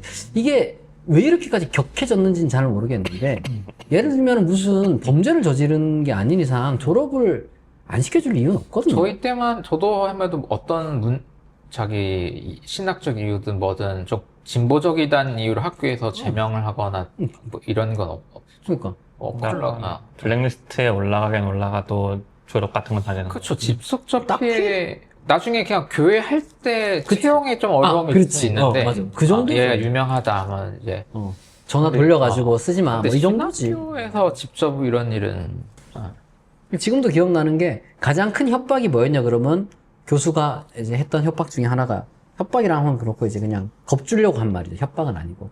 너 그러니까 건방지다. 너 노예가 어디야? 그러니까 요 정도였지. 노예가 어딘지 자기가 알아서 뭐 할 거야. 그냥 전화해가지고 그놈 건방진데 좀 빡세게 좀 불려주세요. 뭐 이 정도거든요. 게다가 약간 옛날이랑 좀 다른 게 그때는 능력주의 사회였어요. 공로주의, 능력주의. 그러니까 무슨 말이냐면 얘가 부응만 잘 시키면은 교수가 뭐라고 전화해봤자 사실 그렇게 중요하진 않았어. 실력만 있으면. 우리의 실력은 어쨌든 영업 능력이잖아요. 내가 이제 예를 들어 청년부를 갔는데 청년부가 뭐 10명밖에 안 돼. 근데 얘가 사역을 했더니만 30명, 50명, 100명이 됐어. 교수가 뭐라고 한 게 하나도 안 중요한 거예요. 내가 교구를 딱 담당을 했어. 근데 이 교구가 담당한 데서 11조가 이제 더 잘 거치는 거야. 그러면 뭐 옛날에 신학교에서 어쨌든 아무 상관없어요. 어떻게 생각하면 굉장히 솔직한 자본주의적으로 굴러갔던 그 시절이 있었죠. 이념적으로 굴러가는 게 난 오히려 더 이상한 어떤 다른 원인이 있다고 생각해요. 이념적으로 지금 이렇게 학생들을 뭐 졸업도 안 시키고 그러니까 이런 데는 분명히 다른 이유가 있다. 뭐 그 이유가 뭐 뭔지는 정확하게는 뭐 파악이 안 되는데 내 생각에는 교회가 기독교가 이미지가 너무 안 좋아지다 보니까 내부 결속이 너무 약해졌어요. 출석률도 많이 떨어지고 다음 세대도 많이 줄어들고 그리고 무엇보다 헌금이 확 줄어들었겠죠. 이제 그러면은 이 문제를 좀 해결하려면 공공의 적을 만드는 게 제일 쉬운 것 같아요. 뭔가 이제 성찰하고 이거는 내가 봤을 때는 효과가 없고 공공의 적, 저것 때문에 지금 우리가 이렇게 됐습니다 해서 공공의 적을 딱 만들어야 되는데 그러려면은 기본적으로 본보기가 필요할 거 아니에요.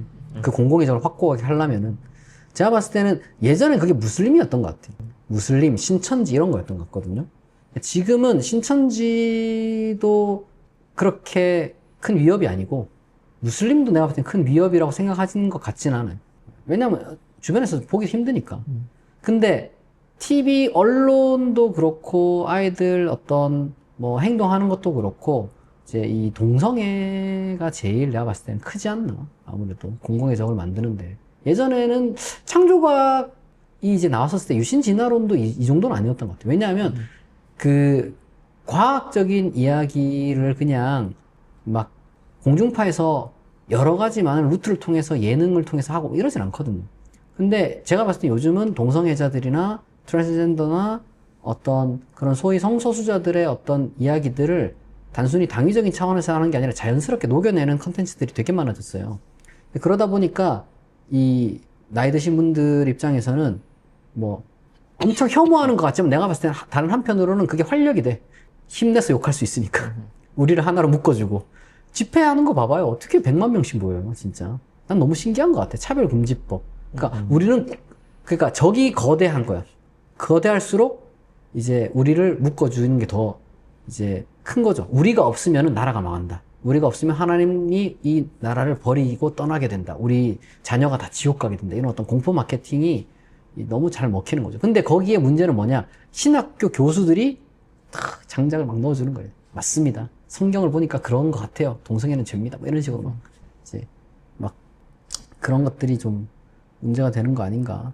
그래서 졸업을 할 때, 그때가 이제 신대원 같은 경우는 이제 2009년, 10년 뭐 이랬던 것 같은데, 그때는 졸업 안 한다는 개념이 없었어요. 못 한다는 개념도 없었고, 자기가 돈이 없으면 학교를 못 다니면 몰라도, 그 교회에서도 잘린다는 개념도 이런 거는 관심도 없었을 것 같은데. 그냥 불러가지고 혼내는 정도. 너 왜 그런 식으로 성경을 해석하냐? 너 왜 그런 식으로 설교를 하냐? 뭐 요 정도였지, 그거 갖고 내보내고 그러진 않았죠. 잘리는 이유는 유일하게 있으면은, 제 경험은 담임 목사보다 인기가 점점 많아졌을 때. 설교를 잘하면. 네. 그러면서 교회가 애매한데, 이 담임 목사가 이제 예를 들어 부목사, 수석 부목사들이 주로 이제 그걸 좀 겪는데, 부목사들이 나이가 한 이제 40 중반쯤 되면은 나름 관록도 좀 생기고 딱 담임 가기 좋은 나이. 이때 교회에서 설교가 인기가 있고 이제 담임 목사 신방보다 그 부목사 신방을 성도들이 더 좋아하기 시작한다. 그러면은 뭐 잘라야지. 나 같아도 이기의식 느낄 것 같은데. 그러니까 이념적으로 해서 누굴 커트하는 거는 최근 10년 사이에 좀 어떤 현상 같고. 맞아요. 저희가 과신대로 처음 만났었는데 옛날에 맞아, 유학 가시기 전에 신학교 다닐 때 창조과학 좀 깠다가 고생하긴 했어요. 근데 그걸로 잘릴 것까지는 안 했어요. 맞아요. 이제 애들 선생님들 좀 그런 창조과학 쪽 분들이 많다 보니까 반대가 있지만 창조과학이 문제라는 걸 아는 교인들도 많았고 좀 논쟁은 있었지만은 그러니까 그걸 공식적으로 지금처럼 교단에서 결정해서 이제 이런 유신주의란 이단입니다. 뭐 이런 거는 그때는 거기까지는 아닌데 그럼에도 이 문제가 너무 심각하다 해서 이제 그런 모임들이 시작이 되었었고 근데 이제 중간에 장로 같은 경우는 진짜 세습 이슈를 덮기 위해서 이거를 가져온 게 좀 많은데 그러면서 이게 뭐 아까 브레이크 없이 진짜 요것도 이단, 요것도 이단, 요것도 약간 재미 들리나 봐요. 약간 맞아. 그럴 수도 있어요. 이런 식으로 쳐낼 수 있구나라는 이런 식으로 학생들이고 뭐 쳐낼 수 있구나라는 재미를 맛주면서 그렇죠. 근데 그냥 종교 노동자나 뭐 신학생들 입장에서 어떤 문제가 있냐면 보통 뭐 그냥 기독교인들 어떻게 생각할지 모르지만 그냥 보통 수준의 교양 능력이 있으면 창조과학이나 반동성원의 이런 이야기들이 엉터리라는 걸 알 수 있거든요. 대학 4년제 잘 다니면은 그렇지. 그냥 보통 너무 음모론에 빠지지만 않을 수 있는 보통 수준이면 돼요. 근데 이제 교단에서 이거를 이단화가 공식화가 되면 어떻게 되냐면 보통 수준의 교양 수준에 있는 애들이 보통 똑똑할수록 조직 문화나 뭐나 이런 거 말 안 듣잖아요. 그러면은 잠정적으로 누구를 자를 때 참 좋아. 맞아요. 저도 그렇게 겪었는데 너 몇 년 전에 그때 성소자 이런 얘기 하지 않았냐? 맞아. 그러니까 친할 때는 괜찮다가 맞아요. 누구 좀 자르고 싶을 때 이렇게 보통 수준의 애들 다 그런 얘기 한단 말이에요. 그러면 언제든 갈려나갈 수 있기 때문에 그렇죠. 무서운 검열 시스템이 만들어지고 이게 안 좋은 점은 물론 퀴어 당사자분들에게는 직접적으로 정신 충격을 주는 나쁜 문화가 됐지만 그냥 교계로 볼 때는 장기적으로 좀 공부를 할 수 있는 사람들이 전 세계적으로 이 신학 동네에 맞아요. 생존할 진짜. 수 없게 되는 약간 맞아요. 정말 죄송한 얘기해보면 또 그렇지만 이게 IQ가 너무 높으면은 이쪽 세계에 보통 그냥 똑똑한 사람 말고 그냥 보통 수준도 약간 살아남기는 어려운 생태계가 만들어진 게 아니면 진짜 양심이 무디던가 똑똑한데 네, 그냥, 진짜 돈 앞에 무엇이든 할 수 있는 그런 사람들만 이 종교계에 다 남게 되는 이거 한 10년만 더 되면 이거 진짜 완전 더 이렇게 될 것 같거든요. 그래서 그게 교수님 좀 중에 많이 본 것 같아요. 교수님 중에 많이 본 것 같아요. 머리는 정말 좋아. 모든 걸 다 이제 근데 이제 좀 진보적인 양심을 기술 다 알고 쓰는? 있어. 하지만 공사 구문이 확실해. 그러니까 이게 뭐가 안 좋은 건지 잘 모르겠는데 어쨌든 이 전반적인 한국뿐만 아니라 외국 한국의 교회 신학교 다 이러잖아요. 아, 장난 아니죠. 그러니까 한국어가 문제인가 봐 내가 볼 때. 아니 이게 한국어를 쓰는 지구에 있는 사람들은 약간 이런 언어 자체가 가지고 있는 어떤 뭐가 있나? 반동성애적 문화성이. 그 DNA가 왜 그러지? 그래서 언어 철학을 한번 본격적으로 해보셔야지. 이 분야 자체가 썩게 돼버려. 그러니까 이게 맞아요. 그러니까 그 특정 주제 문제냐, 뭐 과학이나 젠더 이 딱 그 하나 문제가 아니라 그렇죠. 전반적인 퀄리티, 그리고 그 집단에 모이는 신학교 학생들, 교회 집단, 교회에 모이는 사람들이 조금 세상을 잘 못 따라가는 사람들만 모이게 되니까 슬프게 된 것 같습니다. 예전엔 그래도 제가 생각에는 그래도 20세기 초까지만 하더라도 정말 그러니까 1차 대전 전까지 가야 돼요. 이제 그 정도. 너무 초 아니에요? 네? 너무 초 아니에요? 너무 초지. 그러니까 그까지만 사실 19세기에 끝내긴 해야 되는데, 근데 그때만 하더라도 그래도 정말 머리가 좋고 똑똑한 사람들이 신학이랑 철학을 많이 했어요. 근데 지금은 내가 좀 이렇게 신학만 국한해서 얘기를 하자면 이게 점점 진짜 인재풀이 좀 위험해지고 있다.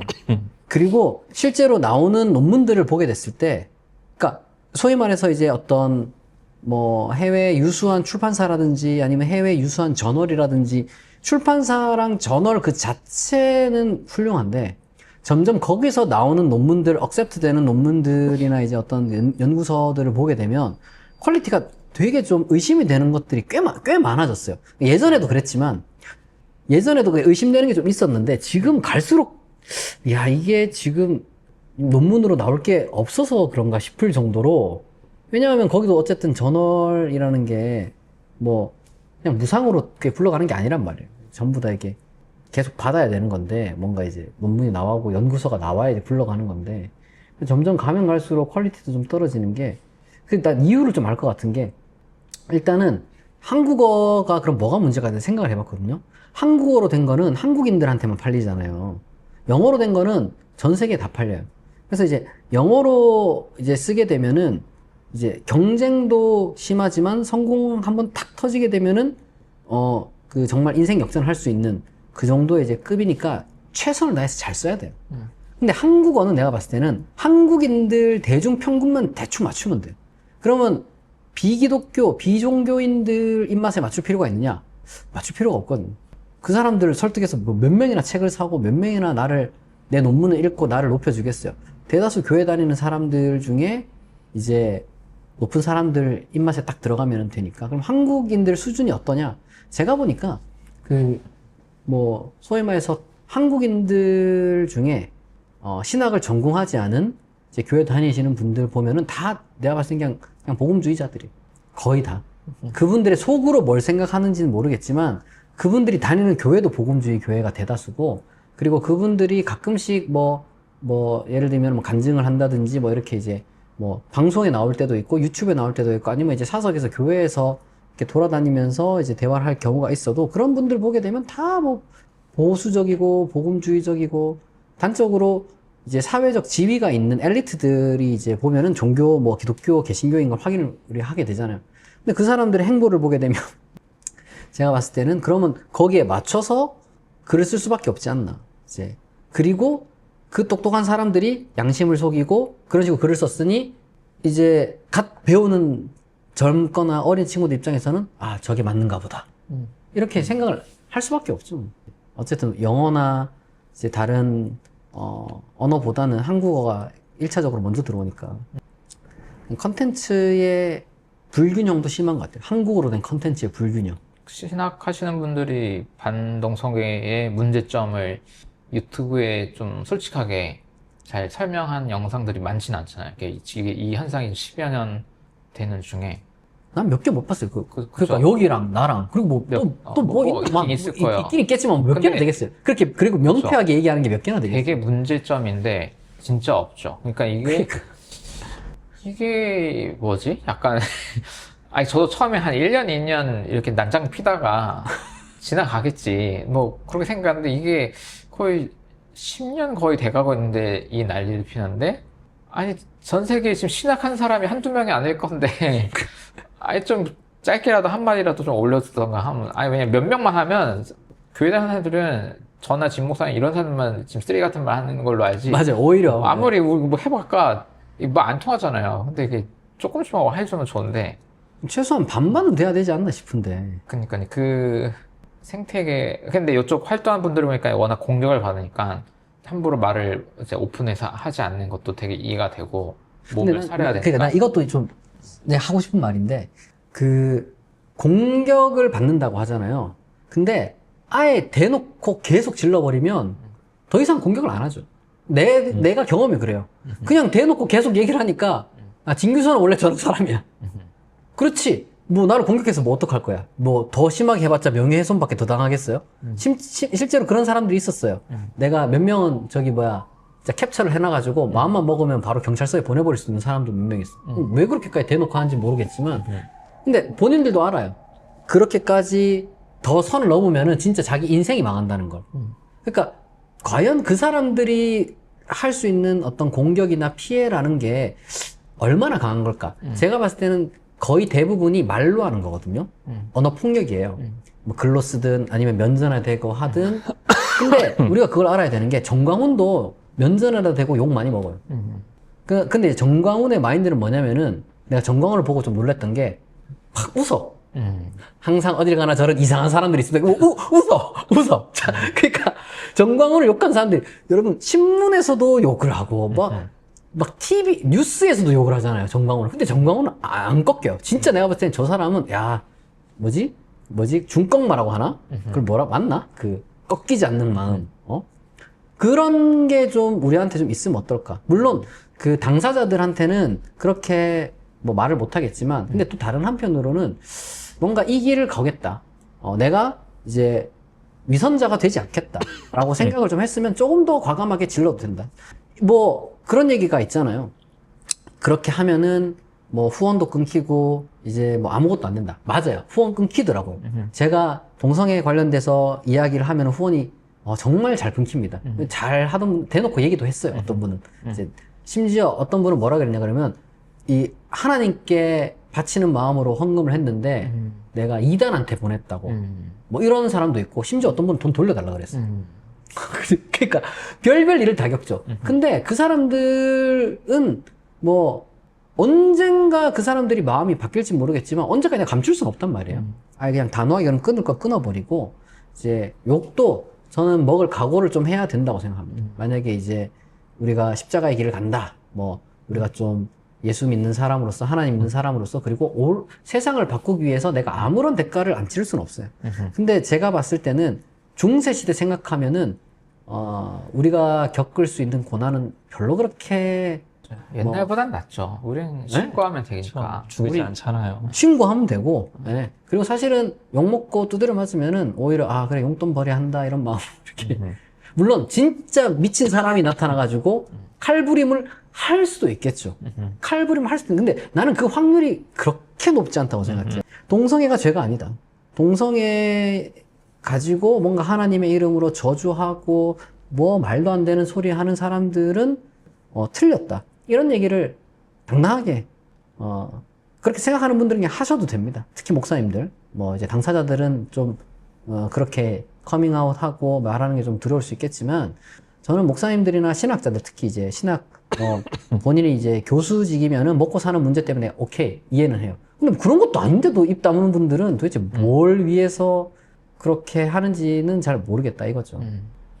이게 뭐 어렵다고. 그냥 언어 폭력 그거 제가 생각했을 때 익숙해지진 않는데 좀 무뎌는 져요. 줄어도 들고. 그러니까 저도 후원 좀 끊기고 댓글 달리죠.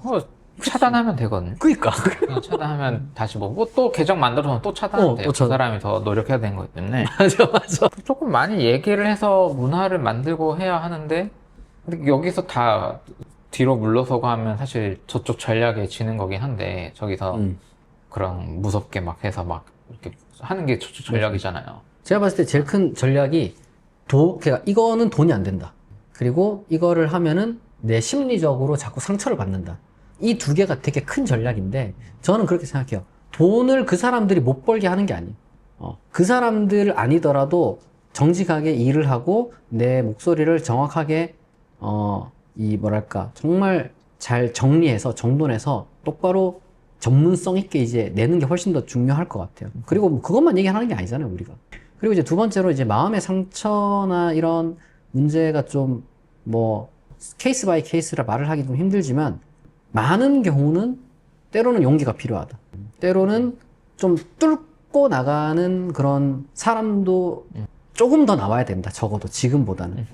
제가 뭐 어쨌든 경험자로서 말씀드리는 거는 악플 다는 사람들, 메일로 욕하는 사람들, 페이스북 메시지로 욕하는 사람들, 뭐 혹여나 여기 뭐 찾아올 수도 있겠죠. 근데 여러분 그런 거 나는 우리나라가 선진국이라서 다행이라 생각해요. CCTV도 많지, 뭐 핸드폰, 스마트폰도 있지, 얼마든지 예방도 가능하고 또 후속 조치도 가능한 언어의 어떤 표현의 자유가 있는 이 세상을 살아가고 있기 때문에 어차피 난 그 생각이에요. 동성애 얘기 안 한다고 뭐 우리가 부자가 되는 거 아니잖아.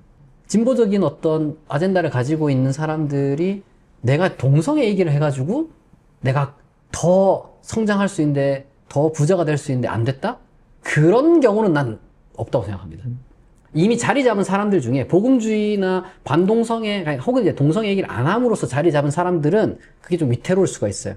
근데 새롭게 시작하는 사람들 입장에서는 어차피 자리 잡지 않았기 때문에 자리 잡은 사람들이 뭐 밥숟가락 이렇게 밥그릇 저기 걱정되는 건 난 오케이 이해를 하지만 좀 젊은 사람들 입장에서는 오히려 사회가 상식적으로 이야기를 하고 있는 게 무엇인지에 대해서 좀 더 고민을 하면 좋겠다. 그런 생각을 하게 됩니다. 어쨌든 그 유학 가시기 전부터 과신대 할 때도 만나고 보면 그랬기 때문에 저도 그렇고 목사님 유튜브나 뭐 이런 걸 뭐 책이든 뭐든 하는 거고 그러다 보니 사람들을 만나서 어쨌든 교회도 하고 뭐 어떤 모임들을 하는 거예요. 공부 모임이든 교회든 특히 이제 신학생분들이 본다면은 이게 극단적으로 지금 두 가지밖에 없어요. 완전 취업 노동을 위해서 제도권 교회 이제 취업으로 평생 살기 위해서 침묵하고 조용히 급여를 받는 종교 노동자 삶을 살 거냐. 근데 그러려면 그냥 다른 직업을 하지. 아니, 맞아요. 굳이 그 돈 때문에 굳이 신학교까지 와서 또 그렇게 하는데, 이해가 진짜 안 돼서 그래요. 나 친구들 계속, 선생님 친구들 지금 만나지만. 아니면 오히려 지금이 좋은 시장일 수 있어. 이 정도 교양적인 것만 얘기해도 지금 튈 수 있는 거예요. 평균 이상은 갈 수 있는. 맞아요. 공부 많이 안 해도 돼요. 네, 이게 그렇게 어려운 거 아니기 때문에 그냥 이런 걸 얘기하고 그냥 상식이 통하는 사람들 좀 이렇게 만나서 책 모임이든 예배 모임이든 그냥 짧게 하면 이제 이런 네트워크는 조금씩 늘어나기 때문에 그렇죠. 그런 길을 가는 것도 다만 아쉬운 건 조금 더 많이 잘 모이면 좋겠는데 뭐 목사님도 이제 시작 그쵸. 단계이고 저도 하지만 엄청 크게 모이지는 않고 대중들도 이게 그것도 있어요. 대형 교회를 좀 꿈꾸는 진보 교회가 필요하다. 네. 진보적인 사람들의 저는 그렇게 생각합니다. 이게 사람마다 생각이 다르겠지만 특히 한예연은 자본주의와 관련돼서 조금은 좀 단호한 태도를 이제 가지고 있는 걸로 알고 있는데 저는 자본주의는 돈을 추구하는 사람일수록 이제 훨씬 더 이타적인 삶을 산다라고 해석할 여지를 굉장히 강하게 가지고 있다고 생각해요. 왜냐하면 사람들이 돈을 그냥 안 내요. 나에게 만족을 주니까 돈을 내는 거지. 다만 그 만족이라는 어떤 그런 걸 느끼게 하는 것들, 서비스들 중에 우리가 봤을 때 좀 악한 것도 있고 이제 좀 뭐랄까 좀 권장되지 않는 것들 있죠. 예를 들면 뭐 당장 뭐 돈만 낸다고 해서 내가 뭐 술, 담배하고 뭐 마약하고 뭐 이런 거 뭐 돈 내면은 뭐 합법이든 불법이든 어쨌든 뭐 도박도 마찬가지고 뭐 이런 것들을 이제 얻을 수가 있잖아요. 근데 그런 것들은 기독교적인 차원에서 지향한다 하더라도 훨씬 많은 것들, 뭐 커피라든지 간식이라든지 그리고 이제 여기 공간이라든지 그리고 뭐 좋은 카메라, 마이크라든지 이런 것들 전부 다 돈을 내는 사람이 있으니까 열심히 만든 거거든요. 그러니까 자본주의 사회에서 내가 돈을 벌기 위해서 열심히 일한다는 거는 그만큼 내가 어떻게 보면 필요한 것들이 있는 사람들을 위해서 내가 많이 섬겼다는 그 보상이에요. 거기에 대한 보상이고. 그래서 자본주의적인 어떤 관점을 조금 바꾼다면 구별을 해야 되겠지만 내가 교회가 크다는 거는 그만큼 많은 사람들이 이 교회 공동체를 통해서 무언가 얻는 게 있다는 거예요. 그러면은 그 얻는 게 있는 어떤 그 내용이 무엇인지에 대해서 우리가 좀 더 고민하는 거는 이미 충분히 했으니 그러면 이걸 좀 더 서비스적인 차원에서 좀 섬기는 마음이죠. 섬기는 마음으로 더 많은 사람들에게 이 좋은 것들을 전해줄 수 있고 그리고 이제 모인 사람들이 또 편안하게 있을 수 있는 그런 고민들을 좀 우리가 하게 된다면 지금 어떤 그 작은 모임, 예를 들면은 아까 목사님께서 말씀하신 그 소그룹화된 어떤 독서 모임이라든지 어떤 스터디 모임이라든지 이거는 뭐 확장될 수는 없어요. 그러나 소그룹 모임들이 여러 개가 생기게 된다면은 그것이 하나의 또 큰 모임으로 발전할 수도 있는 것이고 한 번씩 이렇게 왜 세미나 하듯이 근데 이제 아니 세미나가 뭐 하여튼 뭐 포럼 하듯이 이렇게 이제 다 같이 모여가지고 포럼하고 이제 모임은 이제 개별적으로 뭐 월, 화, 수, 목, 금 이렇게 하고 오전, 오후 해가지고 그렇게 만약에 5명씩 모여가지고 모임이 이제 10개만 하면 50명이잖아요. 이제 근데 이게 전국에 뭐 한 100개가 생긴다. 그러면은 어지간한 저기 뭐야 대형 교회보다 훨씬 더 수준 높은 스터디 모임이 이제 형성이 되는 거고 그렇게 되면은 저는 컨텐츠들도 많이 나오고 그 다음에 거기 몸담고 있는 사람들의 마인드도 조금 더 자신감이 생길 거라 생각해요. 사람이 원래 혼자 있을 때는 말을 좀 위축돼서 못 하다가 그래도 이거에 동참하고 있는 사람들이 그래도 뭐 적은 수가 아니네 이렇게 되면은 조금 더 자신감이 인간이라는 게 생기는 거니까 사람들이 이제 군중심리라는 게 있어서 대형 교회의 목소리가 커지는 이유는 그 이제 사람이 사람을 부른다고 그런 효과도 분명히 있을 거고 그래서 우리의 어떤 컨텐츠들이 훨씬 더 건전하고 합리적이고 또 이 사회에 도움이 된다는 것을 우리가 잘 입증만 할 수 있다면은 커지는 것에 대한 꿈도 가질 수가 있다. 그래서 신학생들이 만약에 이 컨텐츠를 보게 된다면 그 사람들에겐 결국에는 좀 극단적인 양자택일밖에 실제로 남지 않아요. 그냥 제도교회에 충성을 다해가지고 거기에 잘 보이는 게 하나의 길이고 이거 하지 않을 거면은 그만두거나 아니면은 정말 자기만의 어떤 색깔을 잘 이 합리적이면서도 이 전문성 있게 그 발전시켜 나가서 소위 말해서 사업가가 되는 거죠. 예, 대기업을 들어갈 거냐, 스타트업을 할 거냐, 아니면 그냥 아예 그냥 영역을 바꿀 거냐. 대기업이냐 스타트업이냐 약간 요거밖에 대기업이 뭐 다 꼭 큰 교회라는 게 아니라 제도권의 그 조직 네임밸류에 들어갈 거냐 아니 그쵸. 스타트업을 할 거냐 두 개밖에 없는데 현실적으로 지금 중소기업이 다 죽은 상황이라서 그렇죠. 건강한 중소기업, 강소기업이 있으면 괜찮은데. 그러니까 그러려면 어정쩡하면 이게 되게 애매하거든요. 자기 이렇게 스타트업을 할 때 그렇죠. 요 모임이 어떤 컬러가 있고 맞아. 저만 해도 되게 좀 다른 컬러가 있는데 맞아. 그래야 좋거든요. 둘이 할 때 오히려 편한 게 그렇죠. 제약점이 좀 다르니까 여기 맞는 게 여기로 보내면 되겠다. 요로 할 때 이게 더 좋은 거고. 근데 이거 컬러는 뭐 제 생각에 한 30대까지는 만들어진 시간이 이렇게 드는 것 같아요. 그러면은 조금 여유는 가지되 근데 너무 애매하게 대형 기업에 들어간 것도 아니고 스타트업도 아니고 맞아요. 이게 그러면 안 애매하게 돼요. 있으면은 이게 조금 그런 것 같고. 저는 교회에 들어가서 교회 내에서 싸우는 사람들은 사실 약간 이해는 안 돼요. 왜냐하면 돈 주는 사람 마음에 들게 하는 게 맞아요. 근데 내가 그 돈을 받으면서 뭔가 이 조직 문화를 바꾸기 위한 어떤 그런 꿈을 꾸고 있다면은 무슨 드라마를 봐서 그런 걸 수도 있다. 그거는 소위 말해서 조직을 바꾸는 게 아니라 그 조직을 그냥 흐트릴 뿐이고 결국에는 그러니까 옳든 그르든 그냥 이제 조직 관점으로 봤을 때는 그리고 조직 입장에서 필요 없는 어떤 사람이죠. 돈 주는 대로 자기 역할에 충실한 사람이 필요한 거지 조직도 그러려고 돈을 주는 건데 그럼 내가 이제 그 돈을 안 받든가 안 받는 평신도면 상관없을 것 같아요. 돈 내는 평신도면 자기 목소리를 내도 돼요. 근데 뭐 내가 돈 받는 입장이잖아요. 그러면은 내가 봤을 때는 돈 받는 사람은 그냥 돈 받는 대로 그냥 속마음까지 바꾸란 얘기는 아니고 적어도 자기가 하는 행동이나 말은 조직에 맞추는 게 그게 직업 윤리적으로도 맞고 자본주의 사회에서 올바른 태도라고 생각을 해요. 근데 그게 자기가 봤을 때 좀 아니다. 그러면은 이직을 하거나 스타트업을 창업을 하거나 이제 그게 저는 본인에게도 현명하다. 굳이 뭐 해가지고 막 담임 목사 욕하고 막 교회 욕하고 막 교단 욕하고 막 이렇게 해서 남는 거는 자기 상처밖에 없다. 뭐 그런 분들 많잖아요. 상처받지 말고 나와서 행복하게 살거나 아니면 거기서 충성을 다하거나 좀 잔인한 양자택일일 수 있겠지만 그게 장기적으로 봤을 때 나이 먹어서도 후회하지 않는 선택일 겁니다. 이렇게 마치도록 네. 하겠습니다. 감사합니다.